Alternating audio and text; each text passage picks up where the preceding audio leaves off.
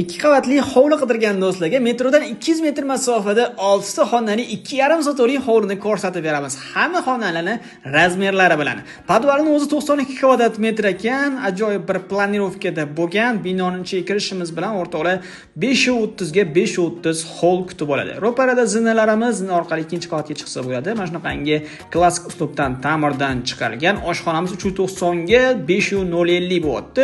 Bu yerda bo'lsa umumiy sanuzerlarni ko'rish mumkin. Birinchi qavatimizda otaxona hollarimiz, yotoqxonalarimiz qilib bergan 390 ga 410 o'lchamda orqa hovliga qaragan oynalar, bu yoqda bo'lsa 460 ga 545 o'lchamda mehmonxonalarimiz qilingan ekan. Xonadonimiz 100% pishkashdan qurilgan, katta hollardan tashqari 6 ta xonasi bo'lyapti. Endi zinalamiz orqali ikkinchi qavatimizga ham ko'tarilamiz. Ikkinchi qavatimizda o'rtoqlar 4 ta xonamiz mavjud bo'lib, mana shu koridor orqali xonalarga o'tiladi. Birinchi xonamiz o'rtoqlar 545 ga 475 o'lchamdagi mehmonxona sifatida ishlatsanglar bo'ladigan xona.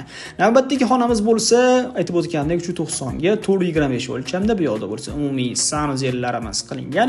Bu yoqda bo'lsa o'rtoqlar 380 ga 550 o'lchamdagi yotoqxonamiz va oxirgi xonamiz bo'lsa 390 ga 550 bo'lyapti. O'zinchili sanuzerlari, sharoitlari qilingan garderobning xonalarigacha bor ekan o'rtoqlar. Narxlarni arzon qilib berib olishadi. Egalariga telefon qilinglar, savdosini bemalol qilsanglar bo'ladi. Kattagina podval 92 kvadrat metr chiqadi. Bundan hovliga chiqib ketish joylari ham bor. Qo'shimcha zinalari qilingan ekan. Xonobod mahalladagi bu xonadonimizga necha pul sanagan bo'lardinglar? Albatta fikrlarni qoldiringlar. Hammanglarning javoblarini kutib qolamiz. Hozir ko'chasiga chiqib bitta mahallasini ham ko'rsatib beraman. Zo'r mahallada joylashgan ekan. Beruniy ko'chasi hisoblanadi. Metrodan 200 metr masofada mana shunaqangi zo'r joyda joylashgan ekan. Egalariga telefon qilib, batafsil ma'lumotni o'zlari bilan gaplashib olasizlar.